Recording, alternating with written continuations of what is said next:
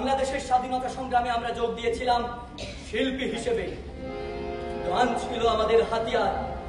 এই আন্দোলনে আমরা রঙ্গন চক্রবর্তীর লেখা গান গাইব, দেবুদার সুরে গান গাইব, আরো কত লোকের গান আমাদের ৭১-এর লড়াইয়ের দিনগুলোকে ফের একবারে জীবন্ত এবং প্রাসঙ্গিক করে তুলবে। ভেবেই গায়ে কাঁটা দিচ্ছে। শুনছো কি?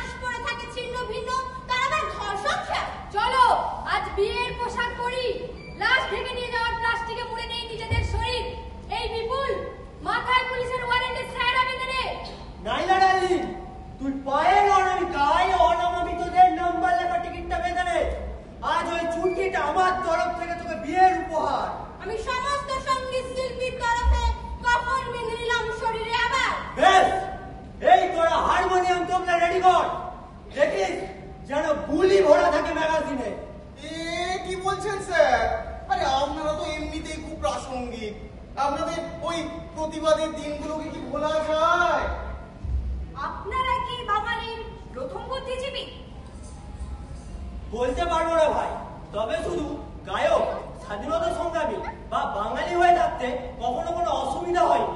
রেল কোম্পানির বাথরুম ধোয়া চাকরির কথা মাথাতেও আসেনি করতে।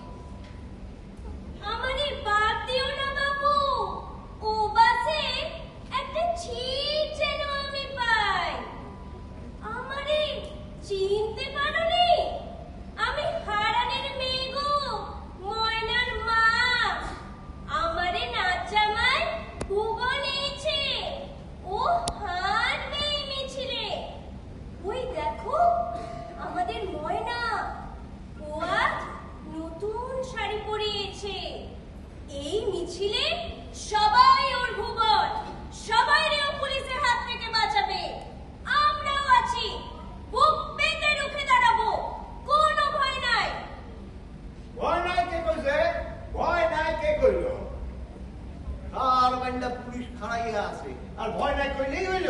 এ বাঙালটা আবার কোত্থেকে ঢুকলো রে বাপ?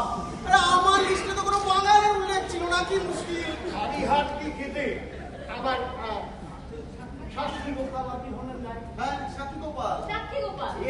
সাক্ষী গোপাল, সাক্ষী গোপাল, আমি গোপাল শেখ।